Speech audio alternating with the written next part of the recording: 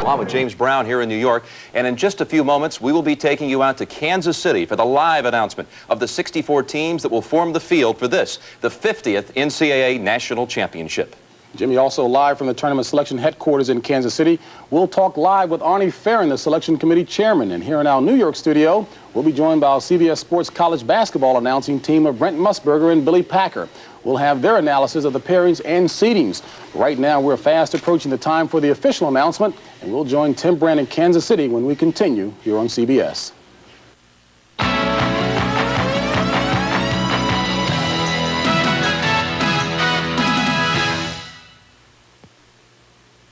Fixing this water damage will cost $1,200. Could I have prevented it? You could with Thompson's Water Seal. This water damage is going to run $750. What would have stopped it? Prevent water damage with Thompson's Water Seal. Simply brush Thompson's on wood, brick, or concrete, and it penetrates to form a barrier water can't get past, even when driven by 98-mile-per-hour winds. This time, I'm going to protect my new deck with Thompson's Water Seal. A great defense against repair expense.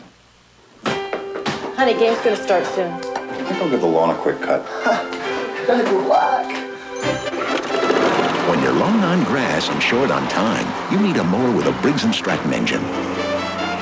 Dad, the pregame show's on! It'll start quickly and work hard till the job's done. Sure hope he makes it. Yes, there he is. Briggs & Stratton, the power in power equipment.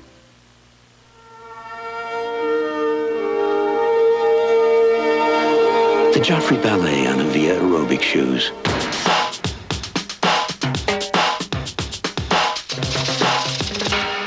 The LA Raiders on Avia athletic shoes.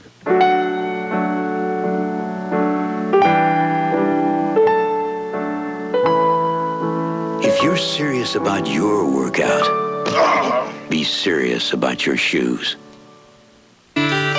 Radio Shack has the ideal family computer, the Tandy 1000HX system, on sale for only $899. I saved $250, and it came complete with 6 IBM PC-compatible programs, plus Tandy's exclusive 7-in-1 DeskMate software. My wife uses it for budgeting. The kids love learning with Big Bird and Ernie. And it's America's easiest-to-use computer. What a great value. The Tandy 1000HX computer system with software on sale only $899 at Radio Shack.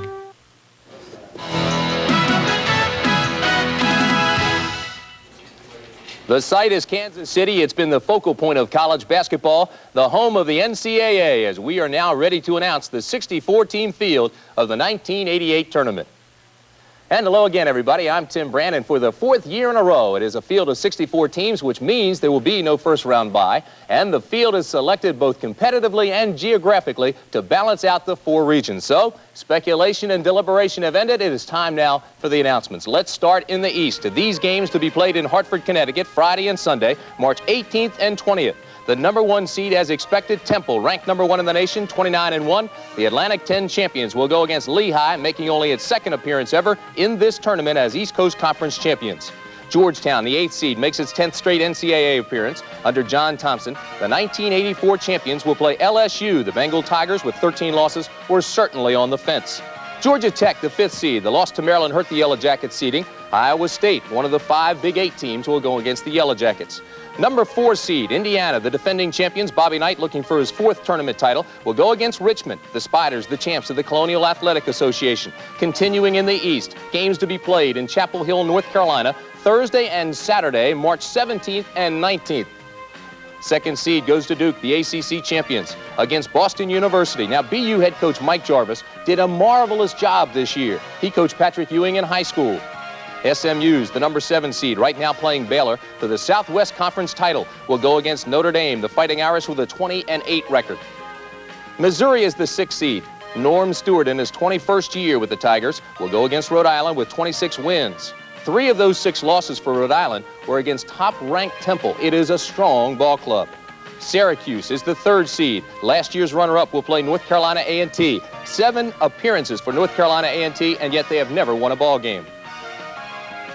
So there you have the East. Now we will take you through the Midwest brackets in South Bend, Indiana. These games to be played Thursday and Saturday, March 17th and 19th.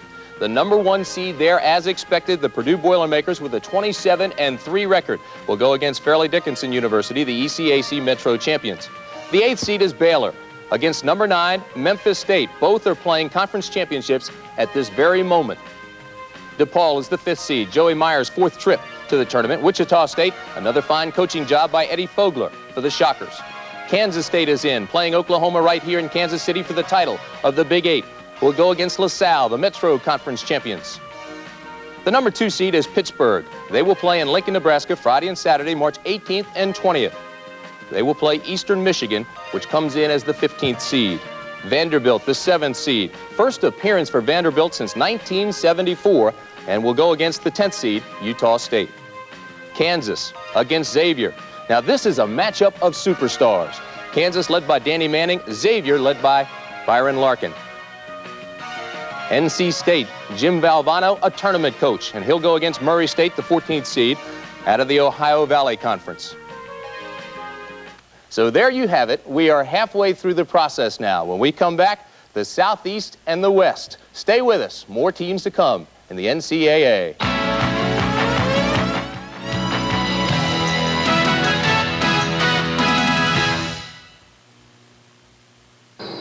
At Volkswagen, our engineers believe car and drivers should not merely act, but interact. To them, a Volkswagen isn't a vehicle for the driver, but rather an extension of the driver. Our engineers believe the most important moving part of a Volkswagen is the one behind the wheel. Lease a 1988 Jetta for only $139 a month at your participating Volkswagen dealer. It's like the right girl with the right man, or the right way with the right plan. Take a new step, make your next round. The silver bullet, it won't slow you down. So come on in the Coors Light, it's the right deal now. To the good life, yeah. Good life, yeah. So come on into Coors Light, it's the right deal now.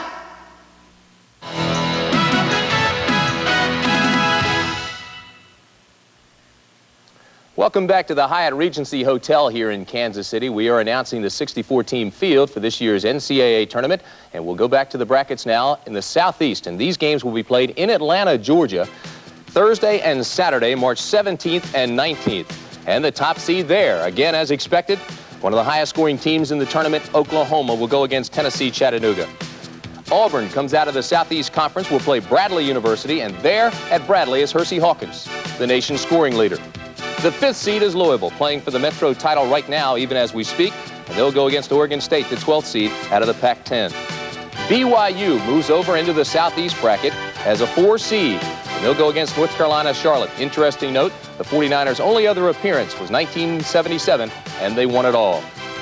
In Cincinnati, Ohio, Friday and Sunday, March 18th and 19th, the number 2 seed, Kentucky, will go against Southern University.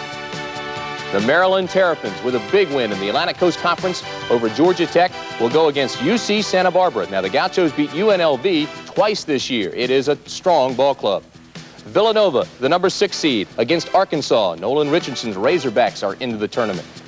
The number 3 seed out of the Big Ten, Illinois, will go against 14th-seeded Texas San Antonio, Trans-American Athletic champions. So there you have it. With one bracket remaining, that is the West. These games will be played in Los Angeles Friday and Sunday, March 18th and 20th. And again, as expected, the top seed, Lute Olson's Arizona team. The number 1 seed out west will go against Cornell out of the Ivy League, the champions of that conference.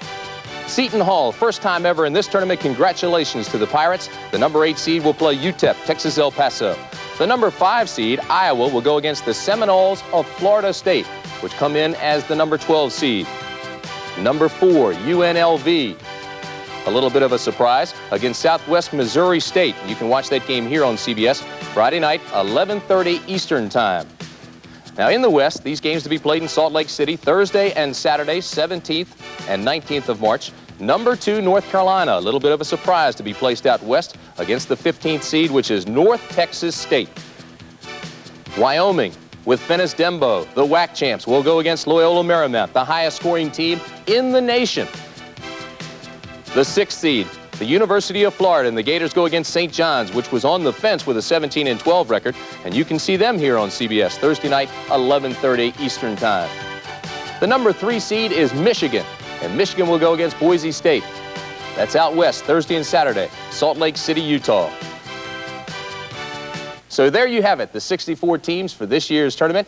Questions? You bet. Arnie, he said, now, wait a minute. I went out and played everybody in the country. Even though I lost, I had a tough schedule. Billy, I think that Crum, when he sent that message across, that this committee paid attention. They also have to be applauded on not having home courts. However, this was an easy year in which to do that. Let's take Notre Dame out of South Bend. You got Purdue. You can fill up that arena there, certainly. And down in Chapel Hill, if it's not North Carolina, why not put Duke in there? There you can see That's Purdue. Sacrilegious, Brent, to put Duke in the Tar Heels home arena. I mean, there could be pickets down there. Are you kidding? That's my home territory. Hey, wait a minute. They beat Carolina 3 times this year. They deserve to be staying home. You know what I liked? I liked Arnie's answer, and the fact that you put up the ACC champion and you put them in one place. No matter, Carolina had a chance to win the game today. They didn't win, so they go west. Yeah, we've talked about Purdue, and we saw just momentarily there the graphic. Let's go back to that in South Bend and ask Billy exactly what he thinks about this pairing now in the Midwest region. Well, I think Purdue is in pretty good shape right there. A tough ball game for DePaul. I think Wichita State is a very tough team. Kansas State this year has proved time and time again that Lon Kruger has done as good a job as any young coach in America with that ball club, and I think that the Big Eight richly deserve the 5 teams that they got in the tournament. And, of course, Purdue draws the big break. They didn't want to be playing the Fighting Irish in their home arena. They will not have to. Now, the other side of the draw in the Midwest, let's take you to Lincoln, Nebraska, and take a look there. I'll tell you, that first game, Kansas-Xavier, is going to be a dandy basketball game. Well, I'll go back to Xavier last year. We're not only talking about a team that's on a roll this year and played very impressively in their own tournament, but this is a team that has tournament experience. They played extremely well in last year's NCAA tournament. Byron Larkin, a great ball player, going up against Danny Manning, who I think should be commended the way he's helped this Kansas team come on through despite the adversities. And we talk a lot about Jim Valvano, the North Carolina State coach. This is his time of year. He's a great bench coach. Let me ask you, Billy, if you're surprised that Pittsburgh wound up being a 2nd seed in the Midwest and Syracuse is a 3rd seed somewhere. Well, there you have to wonder a little bit about putting people in brackets in advance based on who wins the Big East tournament. Pitt got knocked out yesterday as Syracuse wins the championship. They split on the regular season. So you have to wonder about that one a little bit, but both very good teams. And as you said before, not that much difference between a 2 and a 3 seed. Yeah, exactly. All right, Chapel Hill now, where Duke will be the favorite in this particular draw. They'll open up against Boston University. What about SMU and Notre Dame, that matchup there? Well, SMU is a club, we haven't seen a lot of the Southwestern Conference. They got 3 teams in the tournament. SMU played very well. Matter of fact, the last time they played in Chapel Hill, they played against North Carolina. Played very well in the opening part of that game. Eventually got pulled away at the end. Notre Dame not playing on their home court could have their hands full. You know, Missouri, Rhode Island, you would think on the surface that Missouri would be a breeze, but when I watched Rhode Island play the other night, I was very impressed, especially with the guards on that team. Yes, excellent guard play on that ball club, but I'll tell you what, that Missouri potential matchup with Syracuse would be, in my opinion, 2 of the most talented teams in this entire field. All right, now we want to show you what at least superficially appears to be perhaps the toughest draw of them all. The East in Hartford. I'm somewhat surprised that Bob Knight jumped up and grabbed a 4 spot, but there they are. Now, they should get by Richmond, but the next game will be tough, whether it's Georgia Tech or Iowa State. How about the top half of that particular draw, Billy? Greatest game I ever saw in basketball was Temple against Lehigh a long time ago when my dad was coaching. I won't get into the details on that, but I would expect Temple to be able to come through there. Georgetown, LSU, that's got to be a great matchup for the fans to watch those 2 coaches on the sidelines. And then wouldn't it be something, here we have Dale Brown and Bob Knight in the same draw. You have to wonder if they play each other, if they'll bother to shake hands. They've had a feud this year. And it could wind up John Chaney against John Thompson, 2 of the best coaches in the eastern part of the country. And talking to a referee today, Billy, we've made the point that there's not much depth on this Temple team, but the referee said to me, hey, Brent, they don't foul out. They don't need any depth. Play that zone. They play it very well, so they don't pick up a lot of fouls on the defensive end of the court. And the way that they handle the ball on the offensive end of the court is they don't get a lot of charges. So I would go along with that in regard to the official statement. Not about the only thing I agreed with them on in quite some time. Let's go out to the West region now in Salt Lake. And, of course, the Thursday night game will open our portion of the tournament. Florida St. John's figures to be a dandy. Michigan is there. This is a very tough part of the draw out west. Well, I'll tell you what, the great game for people to watch, and I'd say you fasten your seatbelts for this one. Wyoming against Loyola Marymount is going to be one of the fun games in the tournament. And I'm almost shocked, and I realize strength of schedule has a lot to do with it, but Loyola Marymount, with their 110 points a game average and the way they've been playing of late, I thought that's a little low for them in the seeding. All right, the other half of the West Region draw, they'll play in Los Angeles now. The top-seeded team out west, Arizona, goes against the Ivy League champion. Seton Hall, UTEP, that'll be a very closely contested game. Iowa, Florida State. Then UNLV, the fourth seed against Southwest Missouri State. Will the Running Rebels have any trouble there, Billy? I'll tell you what, last year I thought Clemson was a real dark horse type ball club. Southwest Missouri State knocked them off. They're a lot better than people give them credit for. All right, let's go to the Southeast. This is in Atlanta. Oklahoma moves over. They're the top seed there. They'll play Tennessee Chattanooga. Auburn, Bradley. Louisville in this year will open against Oregon State of the Pac-10. Then BYU against UNC Charlotte. I think most of us are surprised that BYU hung on and grabbed off a fourth seed. The other half of the draw in the Southeast, they'll come out of Cincinnati now, and we can see there that Villanova, Arkansas, Illinois, Texas San Antonio, that's the first trip to the NCAA tournament for that school, Texas San Antonio, Maryland, UC Santa Barbara. Coach Wade, James Brown mentioned him. We're all delighted at the way he's turned that program around. And how about the second seed, Kentucky now against Southern, Billy? Kentucky playing extremely well right now. And that UC Santa Barbara, you know, Jerry Pym, the last time he was in the tournament, remember the great run he had with that Utah ball club. All right, well, I think overall we all agree that they've done a marvelous job with the 64-team field and the matchups. Jimmy? Fortunately for the committee, 4 games took place while the selection process was still going on, but all 8 teams are in the tournament, so it made life a little bit easier. Last year we had an either-or situation. Now the late scores, let's give them to you. In the Big 8, Kansas State and Oklahoma playing at Kemper Arena. That's in the late going, and the Sooners lead by 7 there. Pac-10, Arizona, they've led all the way. Wildcats by 22 late in that game. In the Metro, Louisville and Memphis State, and the Cardinals leading there by 14. Southwest Conference, SMU a winner over Baylor, and SMU snaps that Bear winning streak at 10 in a row. So SMU a winner at the Southwest Conference Championship in Dallas. Now, let's take a look at the lineup right now. St. John's in Florida will play Thursday night here on CBS. That'll be at 11:30 Eastern Time. And on Friday night from Los Angeles, we'll have Southwest Missouri State, a team last year that knocked off Clemson in the first round, will take on the Runnin' Rebels from UNLV. So action for you Thursday night and Friday night, and Saturday we'll have a triple header. It gets started at 12 noon Eastern, 11 Pacific time here on CBS. For James, Brent, and Billy, Jim Nance saying good night from New York. We'll see you Thursday as we continue on the road to the Final Four.